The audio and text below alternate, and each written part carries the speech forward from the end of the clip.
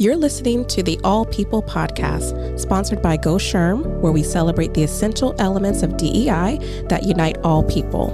And now, here are your podcast hosts, Ms. Lakita Harmon and Dr. Nadia Saluk. Welcome back, everybody, to the All People podcast. We got another great one for you today. And I know not only myself, but Dr. Nadia, we are definitely looking forward to this topic because today we are diving into the topic that sits at the heart of fostering equity in the workplace, and that is inclusive benefits that support DEI.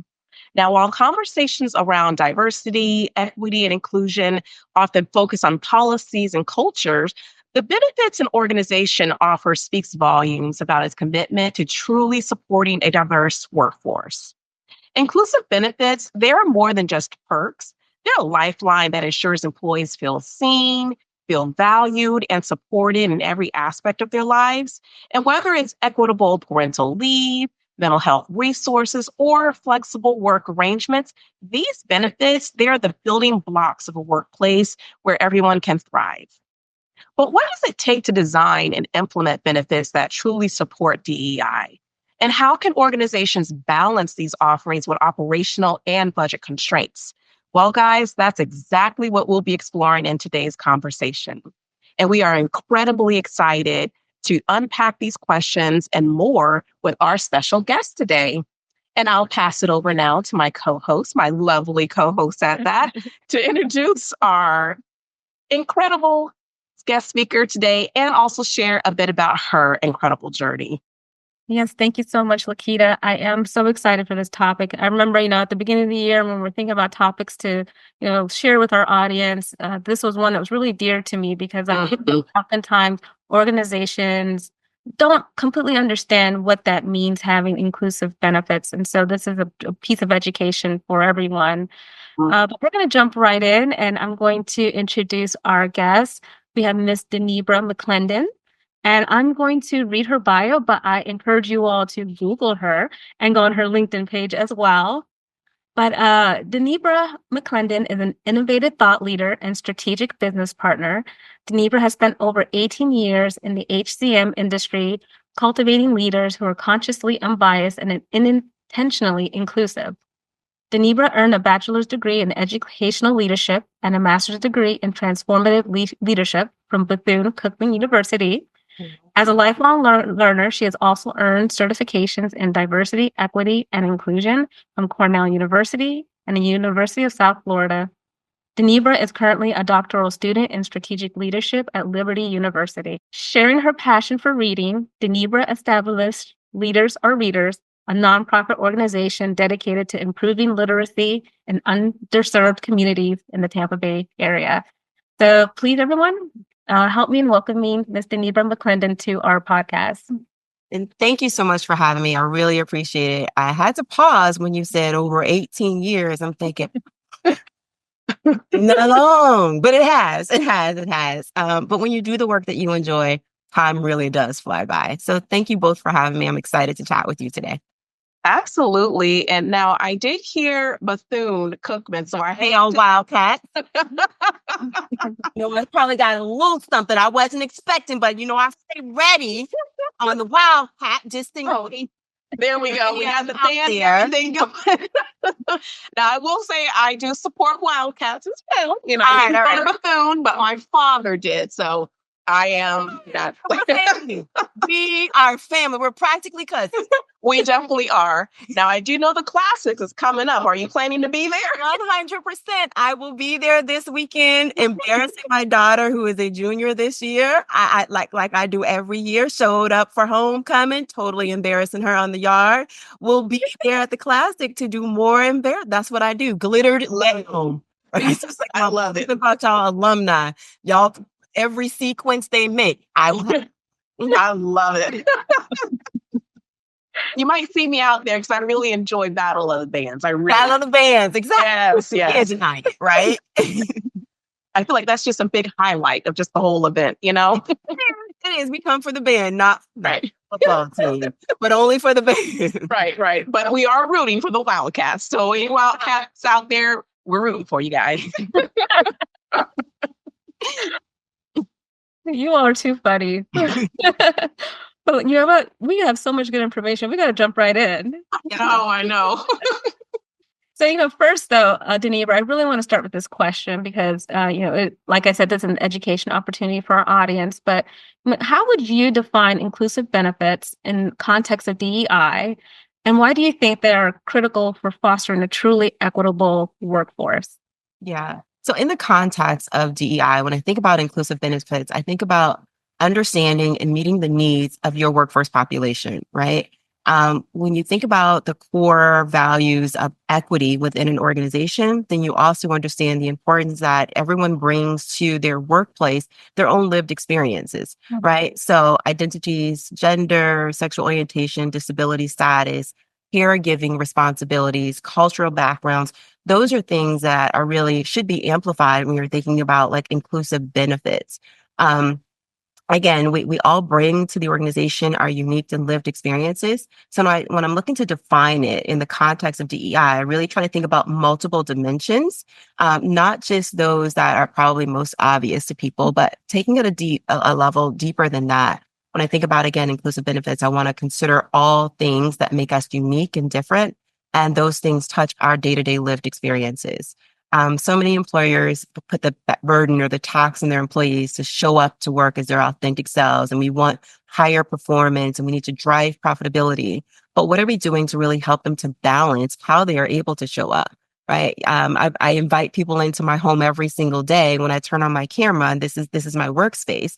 Right. But outside of those doors, I need to be able to find balance. And I think it's employers' responsibility to help to provide them with the necessary tools for them to really do so. So as I think about the benefits and packages that we're putting together to help to support our employees, I think that at the core, we need to first consider equity. What does that look like? What does that mean? How are we encouraging people, again, to bring in their lived experiences, and how do we support them with that? And how are our benefits packages truly designed in a unique enough fashion to do so? That's really good, Donnebra. It actually, makes me feel like you guys really focus on the person itself, Yeah. versus just looking at employees as if they're like another number, but you're really basically including them, thinking about the person as you make those type of decisions. 100%. Like I like to say, inclusion is an action. It requires you to do something, but you have to put people in order to do that. So you have to be intentional about your listening strategy, and listening does require, strategic actions, right? We have to coach people and teach our leaders how to lean in, sometimes how to be quiet, right? Sometimes how to prompt to get the answers that you need in order to be of service. We talk about things like, servant leadership. What does that really mean? And it's more than a tagline. It's more than a fad. You really have to lean in to better understand how you can serve the people that you're going to count on to really drive those profits and increase the productivity. We want all of those things, but then we have to ask ourselves, well, what are we giving back to the people? Right. And if we can't answer that by starting off with something as basic as our core benefits package, we really have to question ourselves. Again, are we really doing what's best for our employees? That's a really great answer. And so when we think about just, putting together inclusive benefits and from an aspect of belonging, how would you design and measure initiatives to ensure employees from all types of backgrounds feel a sense of belonging in a global organization? And can you provide us an example of a successful belonging strategy that you've implemented? Yeah. So when I think about, I heard you mention key metrics, right? So belonging for me is a byproduct of when you get the inclusion part right. And again, inclusion must be intentional, right? I think about things like quantitative metrics, things from employee engagement scores, things like turnover rates, understanding like your underrepresented groups. So tapping into some of those employee resource groups and really, really embedding a frequent listening strategy to hear the voice of the people. I also think about like the qualitative pieces, right? Those open-ended survey responses, again, feedback directly from the people, anecdotal insight, creating some benchmarks and really tracking progress, right? Using some baseline data. And in order for us to get the baseline data, sometimes we have to admit that we don't know what we don't know, but we got to be able to start somewhere, right? Yes. And I think that that's been a challenge in this space, specifically the space of DEI, is that we're looking for these one and done options, right? I did it once, now I'm done. But you have to create a baseline, and then you have to make sure that you're nurturing that you're constantly tracking, constantly reporting, constantly sharing the data that you're receiving back in order to start to build out, like, I'm going to say, sustainable strategies. I love that. Okay. Because again, we come up with these one and done acts, right? Yeah. They're very action oriented. They're very tactical, right? They're not really embedded into the organization. They're not tied to specific goals. They're not tied to anything that breeds longevity. And then people, they forget about them really easy. So when I think about things like creating a long-term strategy, something that's tied to belonging, I also, again, I tie it back to how do I hear the voice of my people? How do I understand, what my people feel like? And I tie those things back to strategies that are really kind of fueled by listening, right? So whether that's in an engagement survey, the moment in time surveys, like we have to be able to leverage technology to help get us some of the data that we're looking for. And that's one way. Another way, like honestly, is listen to your people by holding just candid conversations. Yeah. In order for us to do that, though, I think it's important that we recognize people are not going to tell us anything if they don't feel psychologically safe to do that. Right. So we have to be intentional about creating these psychologically safe spaces where people can show up and really feel like they belong. So all of that is part of the overall strategy. One, making sure that your organization is truly psychologically safe for people to want to share. And then two, identifying opportunities that you can actually gather some quantifiable data, start leveling some benchmarks, doing it on a frequency, right, that works with your organization, doesn't feel too intrusive, right, but really does feel authentic so that people don't mind sharing with you. You also need to make sure that your strategy includes a report out, right? If you're not reporting back what you heard and then there's some actions tied to that, people are going to get pretty sick of telling you the same thing over and over, right? That only goes so far, right? You make it once or twice, but on that third go round, they're asking the question, what is in it for me? I tell people in organizations that I work with all the time, if you're running these surveys, my first question is, one, is there an incentive for me to complete the survey? Survey. I do a survey for Starbucks and I'm gonna get like $5 off my next latte, right? So there's nothing wrong with incentivizing people to take the survey if you're going to use their data, and then you need to be able to tell them what you learn and then put that into a strategy or a plan that's tied to some type of business objective or business goals, met on a frequent basis, and then share back out. I know that was a very long answer to your question, specifically when we get to the belonging piece of it, but people will feel like they belong when they can actually see actions from the information that they shared with you. You heard me. I know you heard me. It was more than words. It was more than a tagline. It was more than a t-shirt or a coffee mug, right?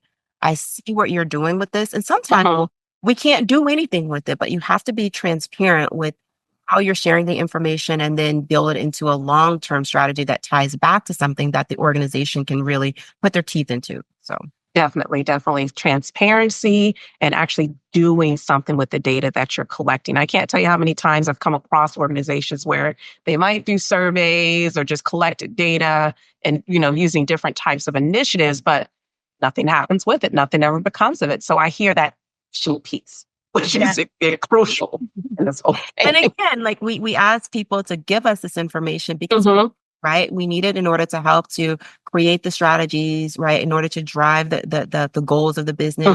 If we're not doing anything with it, they're going to get pretty sick of us really soon, right? Absolutely. So, and they'll turn silent. They'll stop giving the feedback. Exactly, right? So you'll see response rates go from 80% to 60%. You're hitting the 20 percentile. And there's nothing that you can do with that. I just had a conversation with a gentleman the other day, and I said, well, what is your anticipated response rate for some of these surveys? And I think he told me 30%. And I'm like, that sounds like a waste of money to me. And time. What? And time. What are you going to do if you only get 30% of your organization to respond? The issue is, why aren't people responding? Right? So silence can tell you a whole lot. Right. And that's, so if you're anticipating only 30%, you need to go back to the strategy board because you're not getting enough to make any type of meaningful or sustainable change in your organization. Absolutely. Yeah. Absolutely. So, Donnebra, I was listening to your response, right? And you talked about creating a psychologically safe space. That is just really a basic need for employees. And it really does tie into their well-being. So, the next question I want to ask you really is focused on that. And, I want you to share with us, what strategies would you recommend integrating employee well-being into DEI initiatives, ensuring that diverse groups feel supported holistically? And how would you track the impact of these efforts? Yeah. So the strategies are very simple. I think we need to take unique approaches to creating these initiatives. First of all, you have to understand what's important to your employees. So if you're in a global organization, there is no one size fits all approach to any of this. I say first, leverage if you have employee resource groups or employee business groups to really, really tap into what are the needs of the people. People who join those groups are pretty open to sharing what their needs are. I do think, though, that there are some things that can be done at a larger scale from an organization perspective to really help to bring home like the importance of overall well-being. So I say frame out your strategy first with a top-down and bottoms-up approach. I think holistically, the modeling the importance of total well-being by the executive leadership team is key, right? Some organizations I've highly encouraged that they implement things like wellness days, right? Where the entire organization focuses on overall well-being. We need to show people and kind of teach them what does that mean, right? Because it can mean something different for every person. And then we need to embrace however people choose to spend that time. But a day where they can truly focus on their overall total well-being, I think really demonstrates to the rest of the organization that this is a priority for us. We talk about integrating with other strategies. Oftentimes, we lean on, like you heard me say, those employee resource groups as voices for the rest of the organization. But we also have to understand, again, by demographic or by region, there are some nuances that we may not be familiar with.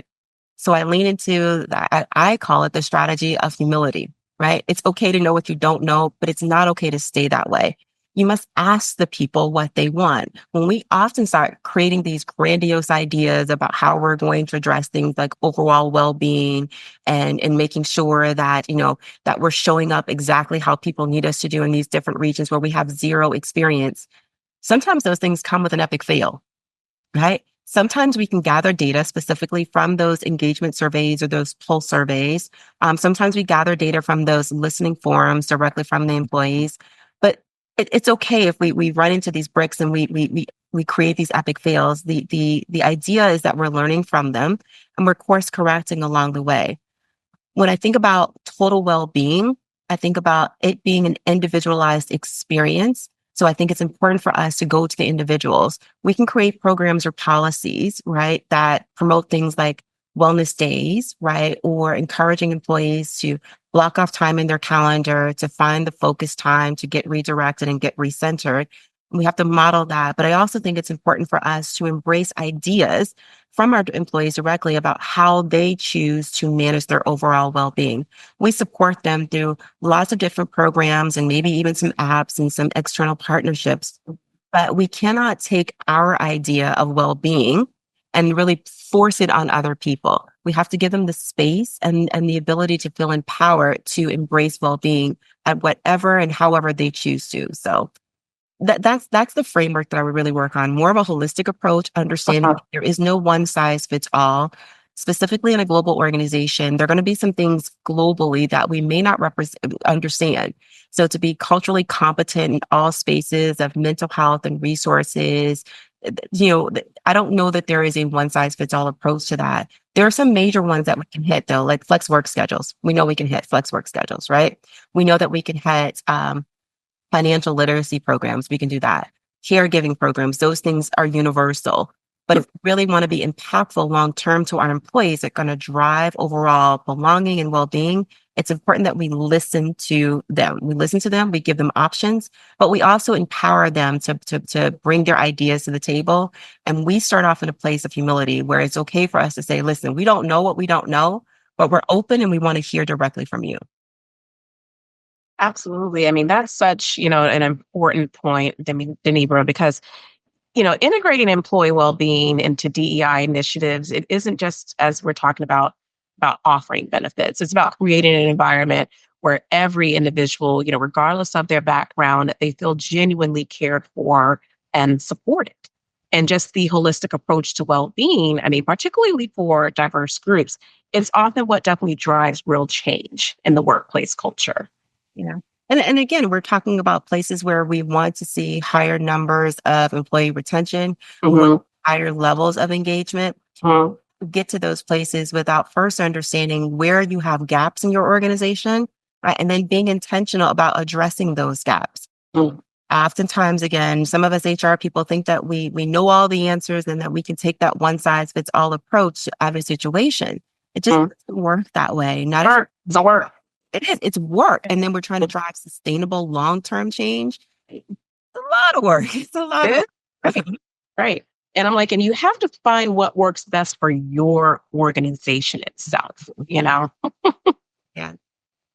So leading into my next question, regarding just diversity, like how do you approach addressing the multifaceted dimensions of diversity, including intersectionality across global markets with different or differing cultural norms and legal frameworks? Yeah. So you heard me mention earlier about leaning into the fact that I lean into something called leadership humility, right?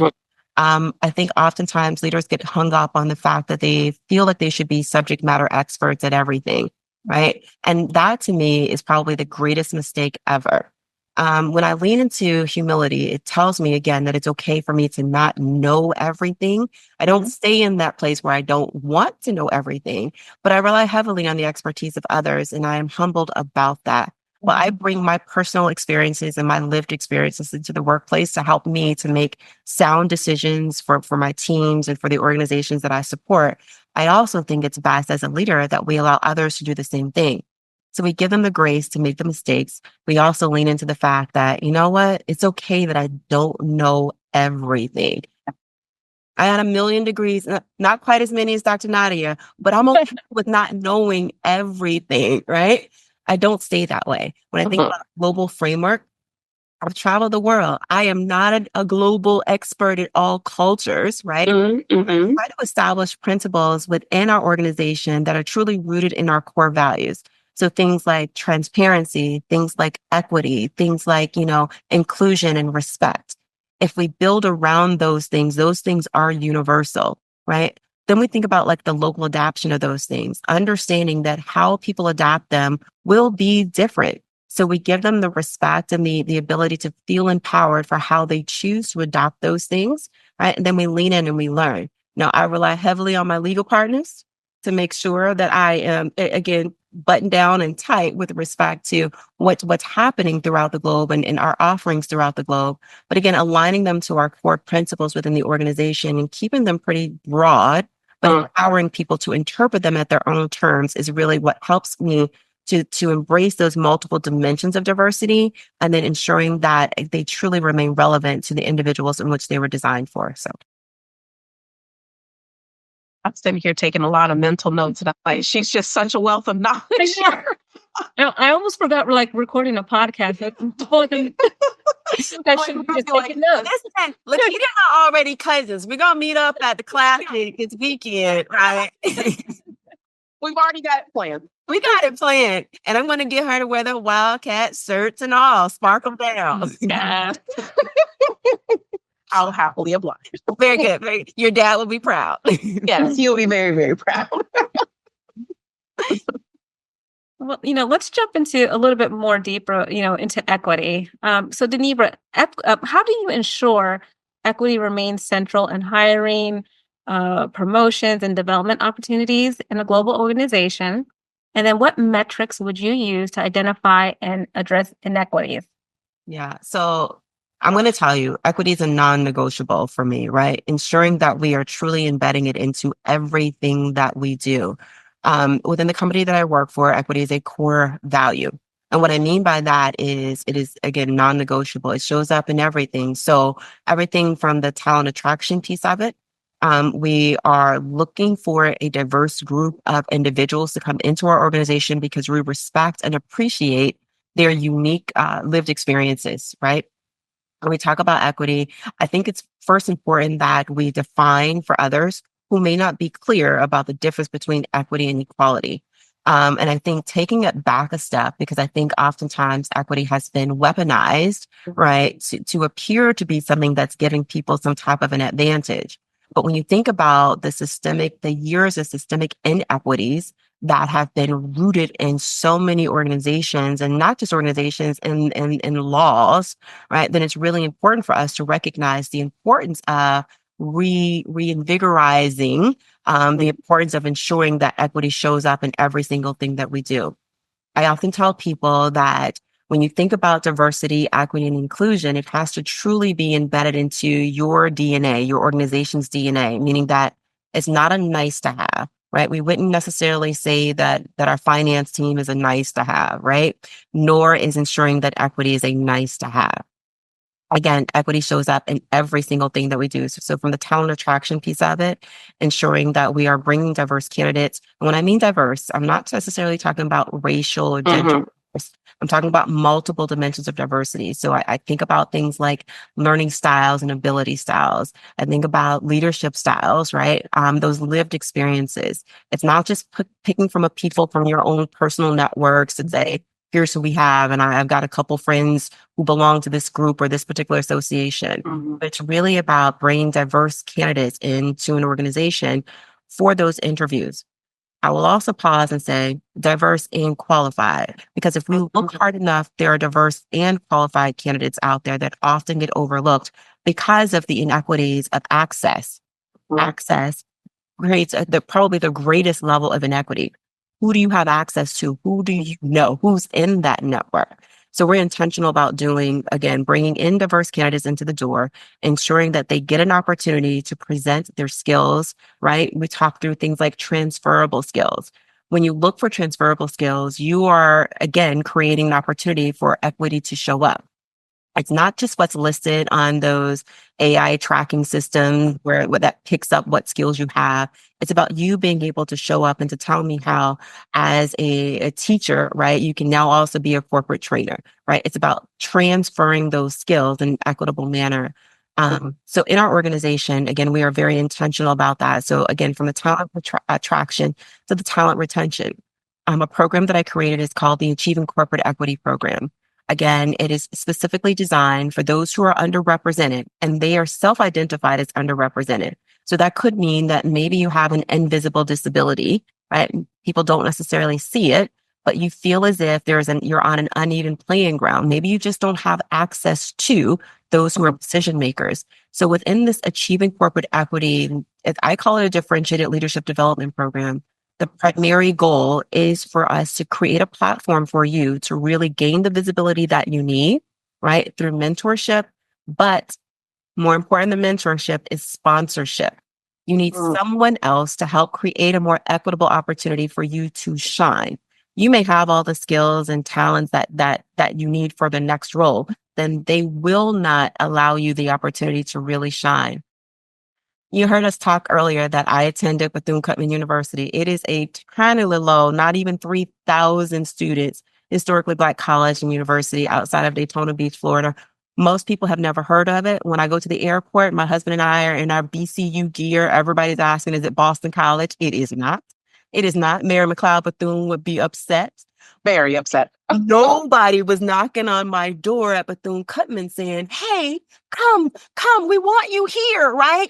You're talented. They weren't doing that. We didn't have the equitable opportunities that we needed in order to be able to let our gifts or talent shine. So we are intentional about creating these platforms to not just find the talent, but to cultivate the talent, to nurture the talent, and then to give them an opportunity to shine. Now, you heard me say something about sponsorship being key. I think sponsorship is something that you have to earn, right? So your merits will get you so far, but you've got to be able to earn that next level so that now you can get to the table. So sponsorship is really important. And in order for us to get to a more equitable place, if we're breaking down these systems of inequities, we have to be intentional about how we surround ourselves with, how intentional we are about bringing people into these conversations and then giving them the opportunity to shine. That's why I welcome your platform, because you've created an opportunity and spaces for people who, like me, who may not be well known in the industry, but you give us an opportunity to kind of bring our ideas out there so that others can be familiar with it. So whether you know it or not, again, I think you're addressing some of the concerns that you talk about with addressing the inequities within organizations, within particular industries. So I thank you for that. And I think more people need to be more intentional about their actions of addressing inequities. Now, I know I went the long way of answering your question. I know I did. I know I felt it going that way. And let me tell you, I absolutely love your answers. And I want to just pause and just give just kudos, not only to you, but your organization, because, I keep hearing the word intentionality come out. And just as I'm sitting here listening to you, and I'm quite sure Dr. Nadia feels the same way, from everything that your organization is doing in this area alone, it's like you get it. Yeah. And that is huge. Listen, I tell people we are in our infancy with respect to the work that we're doing. We've got so much more work to do. I mean, in today's climate where a lot of companies are kind of taking a backslide to their overall commitments. Like, I was really hot, like in 2019, 2020. I was the hottest thing out there, right? Call me Beyonce, because listen, if I had $1 for every unconscious bias class I was teaching, right? But as time goes on, right, people they forget it's not as important to them anymore, right? Yeah, it was a fad. All over the news. Exactly. It was all over the news, every day something else was happening. Right? In underrepresented communities. So it was always at the forefront. But like every good fad, right, it kind of goes away. Doesn't mean the work doesn't still need to be done, and we have to still remain committed to it. And again, talking about equity and understanding that we're battling systems of inequities. Like these are systems that have really been designed in order to create this gap. We have to be, you heard me say, intentional about our efforts to kind of give people an opportunity to really, really, really kind of close that gap. Be intentional about that. And using our time, our space, our platforms, our voices to do so must be done with intentionality. I certainly couldn't agree with you more. And, again, kudos to your organization. You guys are really setting the bar high. Definitely setting the bar high, because there's a lot of work to do, but I'm really excited to see how far along just DEI in general has come along, but still got a ways to go. They do have a ways to go, right? And it's one and done. And I think that's what people, miss the mark. I would tell people back in 19, listen, y'all, they're really hot now, but pack a lunch, because we're going to be so hot after a while, right? We need to ruffle some feathers in this place, but doesn't mean that the work doesn't need to be done. Right. For people, we often are challenged with how do we help our businesses? How do we help the organizations drive the bottom lines? And we are often the ones in charge to, make some tough decisions or to help carry out some tough decisions. Well, DEI is in the same space right now, right? It may not be super popular, but the work still needs to be done. Absolutely. And you guys are definitely, a great example of keeping that at the forefront of like your goals and so forth that your, organization is working towards. I feel like you kind of answered my next question already, because you started talking about your achievement program, and I was going to ask you, like, if you can share. Oh, listen, I can talk about that all day, just like I talk about Wildcats. Listen, I can talk about Wildcats all day, but Achieving Corporate Equity, I'm super, super proud of this program. I'll tell you that one of the challenges we had initially when rolling it out was it is an elite program. I don't accept everybody. I get hundreds of applications. And I literally cap it at 10, sometimes 8, right? Give me an elite 8, give me a top to 10, and I am all in. And the reason for that is I need to be 100% hands-on with the cohorts, right? I need them to build authentic relationships. And I cannot do that if they're too big. I'm not looking to bring out mass groups. I'm really looking for the next group of leaders. And to find that next group of leaders, I need to be hands-on.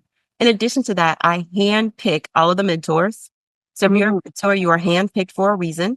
And it's really because of some influence that you've had in my career or some career that I've been a witness of. So I am watching who I'm matching people with. I think who you bring into your circle is really important. So I kind of keep that small, but the program has been phenomenal. I am proud to say that 98% of the participants who come through the program over the past 4 years have gotten promotions. Right. 1 or 2, sometimes 3 level promotions. We give people access to stretch assignments, things that they would not have normally done before. So it's really about giving them the necessary exposure, closing those gaps of inequities, right? I know they have the talent. They interview. They go through several rounds of interview. I know that talent is in there. Often, again, it's just, do they have access to the right people who can raise their name, who can speak on their behalf? And that is critical. We said at the very beginning that I spent a lot of time, almost 20 some odd years in this company, building relationships. So I get the opportunity to leverage those relationships to introduce people to the right people, the people who will, again, carry their names in the rooms, making lifelong connections. So again, my greatest criticism is that we're not taking enough people in, and not sorry at all. Oh, you're making tomorrow's leaders, and it definitely speaks to just the impact itself that program alone has had on anybody who's come through it, and anybody who is, destined to come through it. Absolutely. And I encourage other organizations to do the same. Listen, there is always an opportunity for us to reinvest back into the talented people that we have. My cohorts come through and they will tell you the same thing. They all feel as if they've got that individualized time, that one-on-one experience. They feel truly invested. If you really want to engage your teams, you want to drive motivation and drive, this is how you do it. You invest in them, but so by carving out that time, they are never a burden to me. Never, ever a burden to me. I am intentional about spending my time with them, but I also have really high expectations, and they always outperform my expectations. Wow, that definitely says a lot about the program itself. One thing that I encourage my clients that I work with to implement is mentorship in their own organizations, because it goes a long way when somebody, like you're saying, sees that you're invested in them. There's no telling what you can pull out of them. And again, we expect these people to show up and work for us and work hard and leave their families and travel. Like, what are we putting back into that? Right. It's time. That's what we need to do. We need to just put time back into them. That return on the investment tenfold. You invest it and watch. Now, I caution people, again, you can't invest in everybody. Some people don't want help. Some people. So true. I'm just saying, be careful about, because sometimes those investments will be a loss, right? And cut your losses. Cut your losses, but don't cut the fact that you still want to continue to invest. Choose wiser the next time. Right. And learn from the losses. Exactly. Don't let it discourage you from helping others. Absolutely. Exactly. I'm thinking about Aaliyah. She says, dust yourself up and try again. Try again. Dust yourself off and try again, right?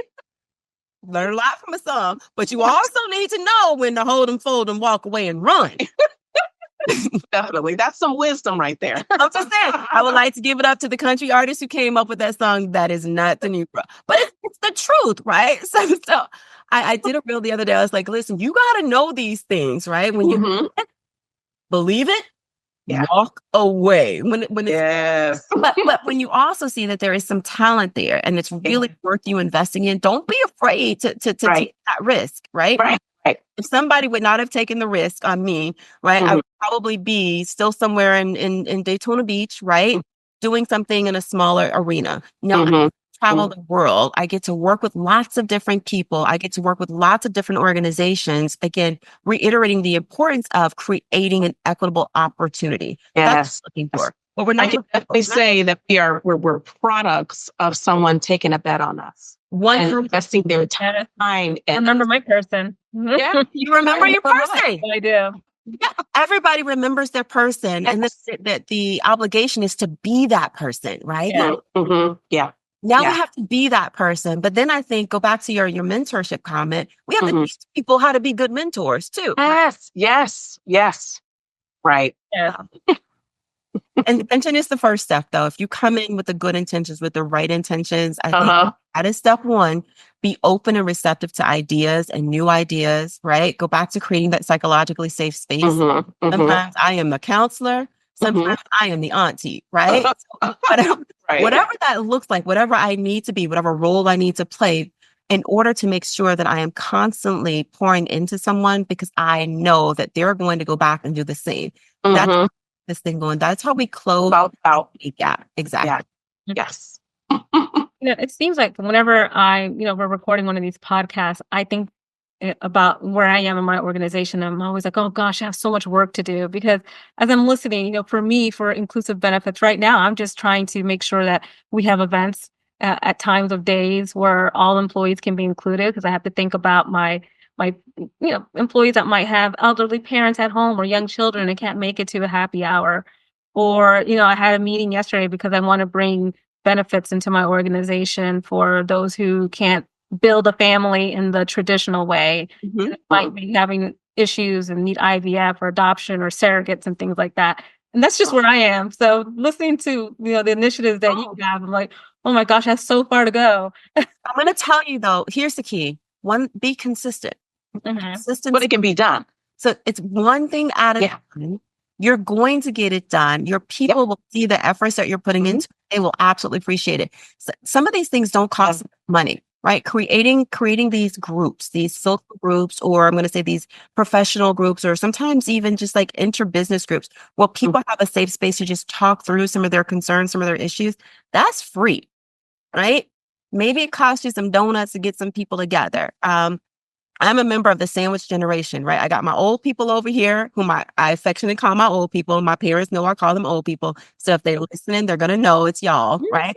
I got my young people over here, right? Because I have my kids that I got to, still balance. And I'm right there in the middle. So I'm in the sandwich generation right now. And I think probably one of the most beneficial things that's offered in my company for people like me is an opportunity for us to get together and just chat, right? Yeah. I love your resources if we can. Sometimes we motivate each other with articles, right? Sometimes it's just a text message, right? Somebody else who understands, and that costs our company $0. Yeah. So, when we do look at, inclusive benefits and the future outlook of it, what trend do you foresee shaping the future of workplace DEI, and how would you prepare an organization to adapt to those changes proactively? Yeah. So honestly, the trends, I'm going to go back to my generation, that sandwich generation. More and more people are becoming a part of that sandwich generation. Also, when I think about, so I say support for caregivers, right? And we say caregivers, it's not just one extreme or the other. I would think about those of us who are right there in the middle because we are now, the dominant workers in this particular space. I would think about that. I would also think about like extending additional benefits to those who are taking care of multiple generations. So again, the generations. Sometimes the insurances that are out there, the private ones, they're not as great or robust of those that are offered to the individuals. So again, collectively pulling those things in, making those things available to your employees who are managing, both ends of the spectrum. That's a trend. The other trend that I see is a greater emphasis on well-being and mental health. If we learn nothing else, you probably heard this a million times. If we learn nothing else from the pandemic, right? We learned a lot from that pandemic, right? Sure did. And again, and people are still talking again. Yes. What we know for sure is this. People need to put a greater emphasis on overall mental health and well-being. And as organizations, we have to be intentional about encouraging people to use those benefits. Yeah. I've been in HR for a long time, and it used to be a cliche that when someone had a problem, we say, "Oh, call the EAP line." Like, was anybody really calling the EAP line? Probably not, right?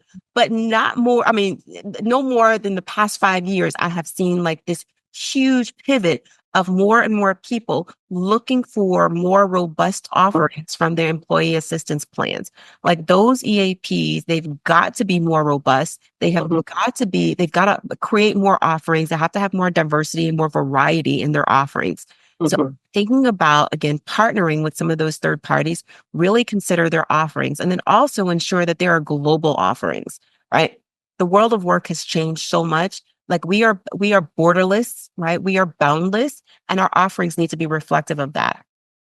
The last thing I will say with respect to a trend is recognizing that people will work for you, right? And they will work for you no matter where they are. I know a lot of organizations are kind of thinking about this. Let's get back into the workplace. Honestly, There's zero trends that saying come back into an office is going to help to drive or create, more productivity. People go back and forth on that. I'm a firm believer of, I don't care where you work, as long as you're able to get the work done, Absolutely. able to find some balance in between that. Mm-hmm. You have to get out of the cliche that work-life balance can never happen. That's crap. It can absolutely happen if we are intentional about modeling it, if we're intentional about helping our people set up some boundaries, and then we can't cross those boundaries once we help them set them up. Exactly. So those are the kind of training, again, taking care of those people in those sandwich generations, again, prioritizing overall health and well-being, right? Making those EAP plans a little bit more robust, diverse offerings in those EAP plans, right? And then being intentional about helping your people, taking care of your people, find that work-life balance, creating those boundaries, helping them to do so.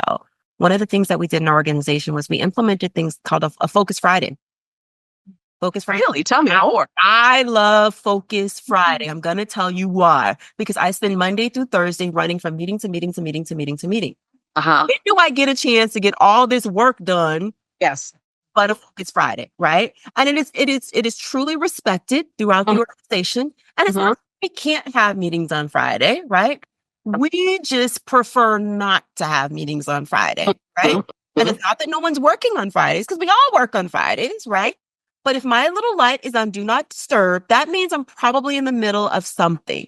That creative time to come up with some content for a course that we're going to roll out, or whether it is, being intentional about going through and answering specific questions that are piled up on my desk. We respect the boundary of a Focus Friday. And guess what? It costs us $0.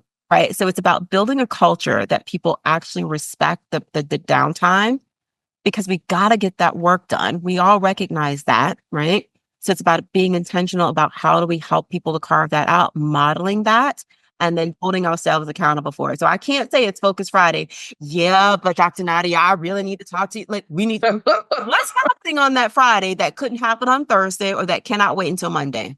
Exactly. I need to write that down. Focus Friday. I'm not only writing it down, but Donnebra, I'm stealing that. Focus Friday. I put myself in do not disturb. I love my old people. Y'all hear me talk about? I love my old people. When I go into do not disturb, they all know it's Focus Friday. Like, so I'll let you leave a message if it's that important. Yes. You got to find the time. You got to find balance, right? Right. Take it into the weekend. And comes back to, is work-life balance a myth? Yes.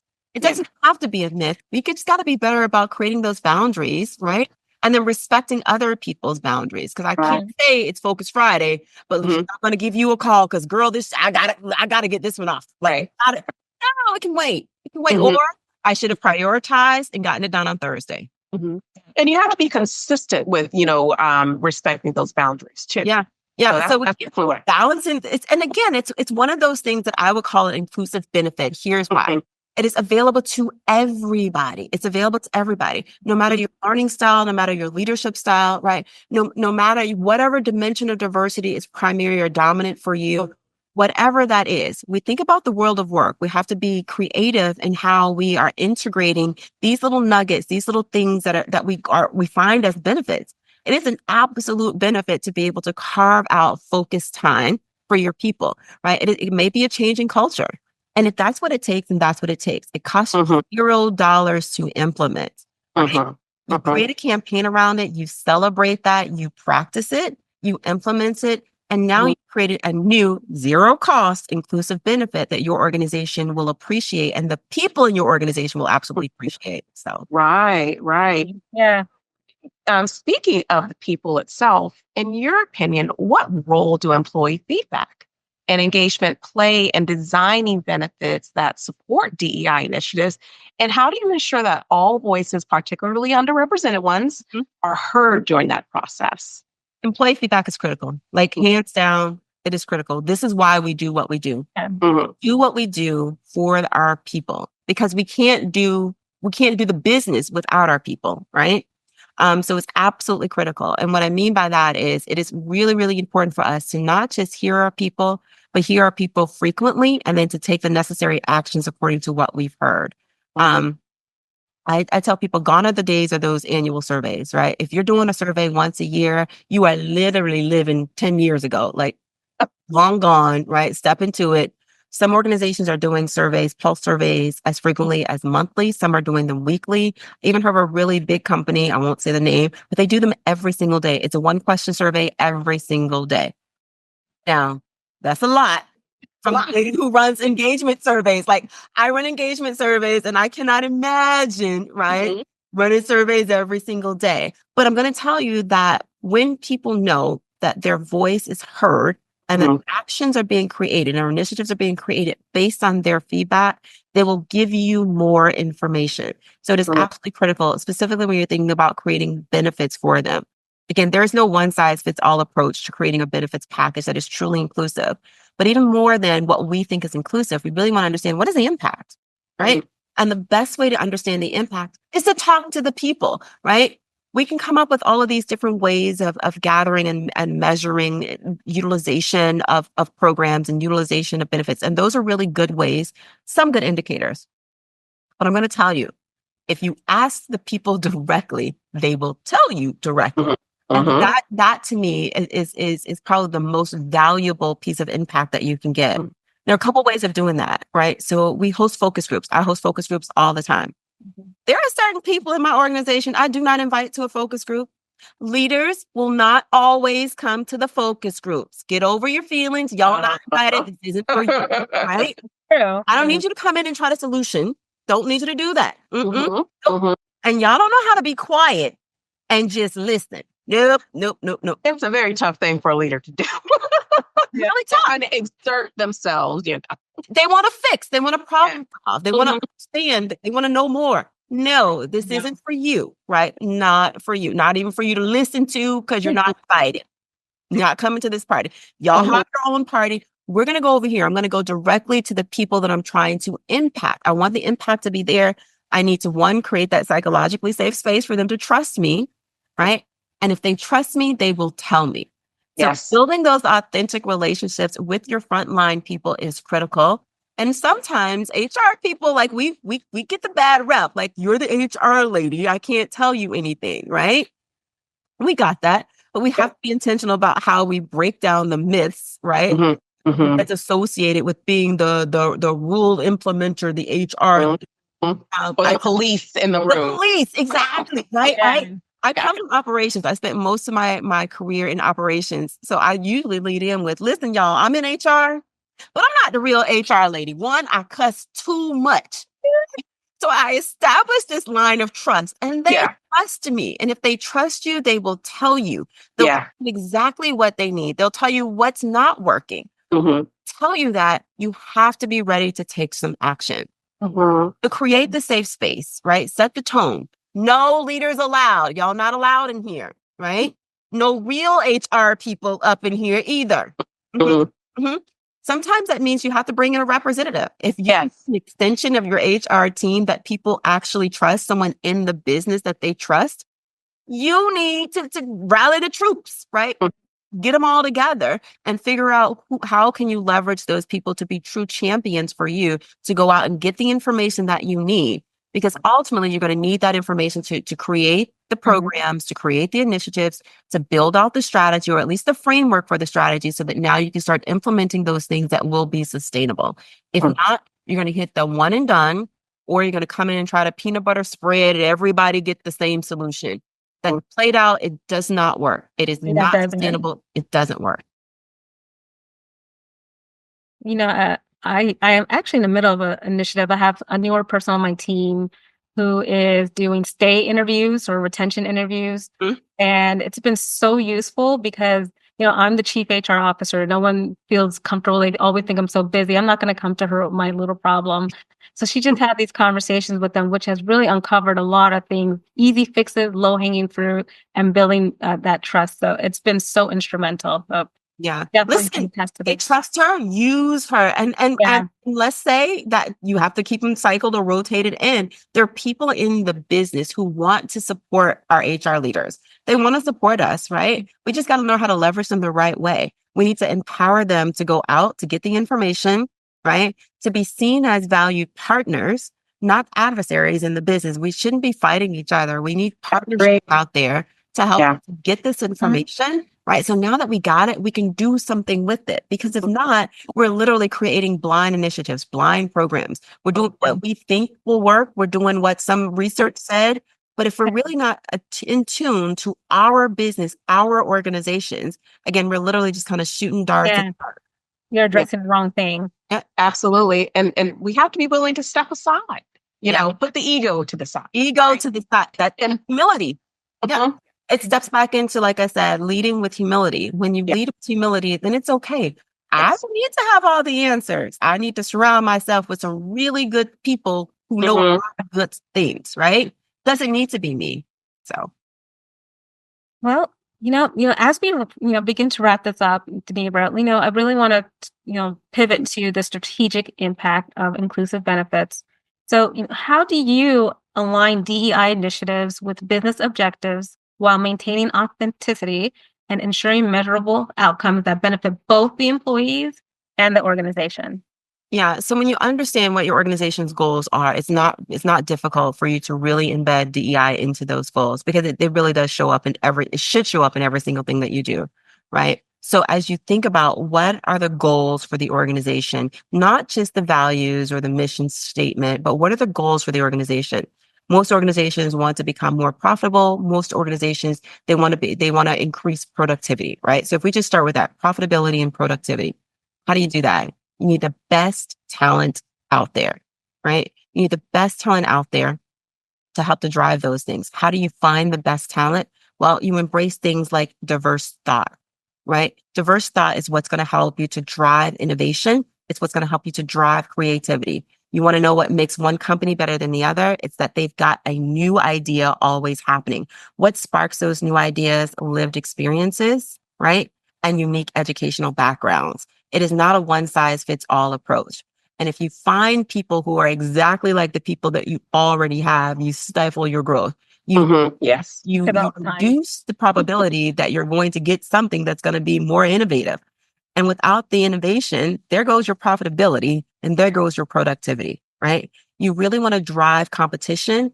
You bring in people with new ideas and you give them the empowerment to go out and be great. You encourage that, but you have to be able to bring in different people with different lived experiences in order to do that. Is the key. When you understand how to leverage diversity to hit those two things, profitability and greater performance, then now you've created this strategy that you can really embed in every line of your organization. So whether you are creating widgets on this side and you need to come up with a faster, better way of doing so, you got to come out, be thoughtful and be creative about who you're going to get to help your team to drive those things. It may not be the widget maker from 20 years ago who's got 20 years of widget making experience on their resume. It may be the person who only has 3 years of experience, but their experience is in creating some AI bot that's going to tell them how to be more thoughtful in creating these widgets. So we have to get out of our own space and out of our own way when we're talking about truly embedding, again, the benefits of DEI to create a better strategy for helping us to drive profitability and to increase performance. And look for things like transferable skills, right? If we're not looking for things like transferable skills, we are limiting ourselves and we are literally putting our organizations at risk. I don't need a team of people who think exactly like me. I tell my team, if we come into this conversation and we all walk away nodding heads with everything that I just said, we're going to stay a little bit longer. I need someone to challenge me. And we have to be willing to create those places where people feel free to challenge, because in those challenges are where we're going to find the best ideas, right? It may not be our ideas. We have to remove ego out of that space. But again, if you're talking about sustainable strategies, it all begins with the foundations of a more diverse, equitable, and inclusive organization. Because we can get those people in the door, but we can't get them to stay if we're not intentional about our actions to make them feel like they belong. Okay. Diversity is just one piece of the pillar, right? You have to look for ways to create equitable opportunities for those people to continue to grow and to thrive. Then you need to be intentional about making them feel like they belong here. And your actions are what shape that intentionality. You have to do something. Inclusion is a verb. It requires you to do something. It does not happen organically. again, if you put all of those things into place, the DEI all into place, I think it will help you to create really a sustainable framework for building out long-term solutions that will really, really be seen in the profitability and overall performance of your organizations. Sustainable framework, sustainable strategies. Donnebra, I think it is time that you teach a master class on this. Listen, only if I can get y'all to co-facilitate with me. We're in. I'm all in. Me in for that. Because I'm just sitting here listening. I'm just blown away. And so I know that we have to, wrap up very soon. So this last question I'm going to ask you, it is pertaining to organizations.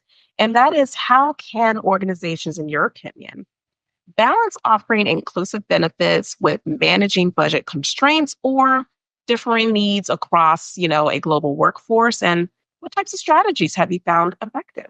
So you'll hear me say this a lot, and that's tapping into the voice of the people. It doesn't take a lot of money to get creative about what you're offering, but what you're offering needs to be impactful to those who it was intended for. Specifically in a global organization, again, there is no one size fits all approach to creating, differentiated initiatives or programs that will meet the needs of people, right? We're talking about inclusive benefits specifically in a global workforce. What I need in North America may look a little bit different than what my people need down in Mauritius, right? It's just about understanding global dynamics and then the importance of those things.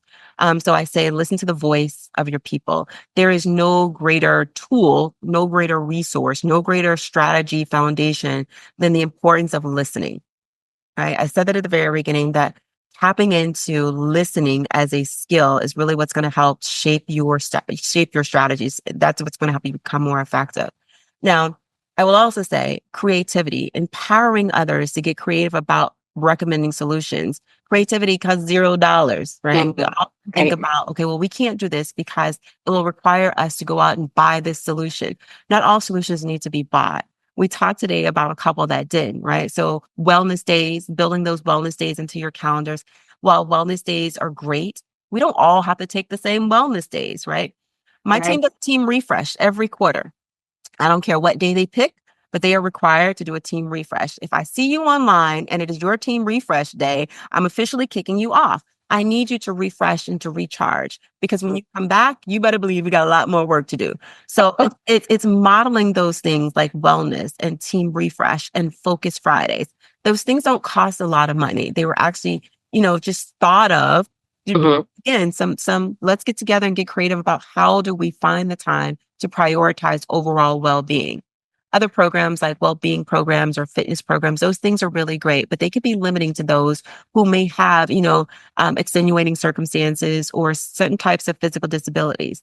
But we all have an opportunity to refresh our minds, to completely unplug. Again, it costs $0 to do so. The key is to be intentional about doing those. The strategy behind that is listen to what your employees are telling you. But even beyond that, listen to what they're not saying. Yeah. When you're watching how they're moving, or if you're seeing higher attrition rates, or if you're seeing greater rates of burnout, it's really, really important that you're able to step in there. You're able to offer solutions, and I say offer solutions that really fit the needs of the people. Maybe not your needs, but the needs of your people. And the best way to do that, again, is to tune into those listening strategies. Do it more frequently, come back with results, share the information, be transparent about what you can and what you cannot change. Again, answer the question for them. What's in it for me if I'm going to give you this information, right?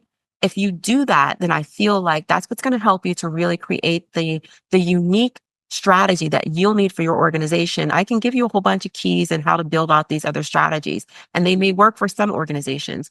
But for your organization, it's really, really important that you understand where you've got those gaps. And you don't know that unless you're really able to listen to your people, to gather the data, to create those benchmarks, to understand that it may take some time for you to start to see those trends kind of play out. It's not a one and done solution. So you have to be prepared for the long work. It's going to take a lot of work, but you have to be prepared if you really want to create things that will be sustainable, right? Solutions for your organization. Wow. I feel like I can just literally continue to sit here and listen to you, Donnebra, but I know that we're up on time. This has been a great conversation. And man, guys, Listen, today's conversation, it's shed so much light just simply on the transformative power of inclusive benefits and their role in advancing DEI in the workplace. And look, we've learned that, while balancing budget constraints and diverse needs may be challenging, it's a challenge worth tackling because the impact on employees' lives and the culture of the organization, it's immeasurable. And so inclusive benefits, they aren't just about attracting talent.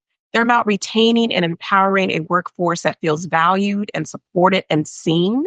And it's clear that, intentionality, creativity, and a commitment to listening to employees are key to making these benefits work for everyone.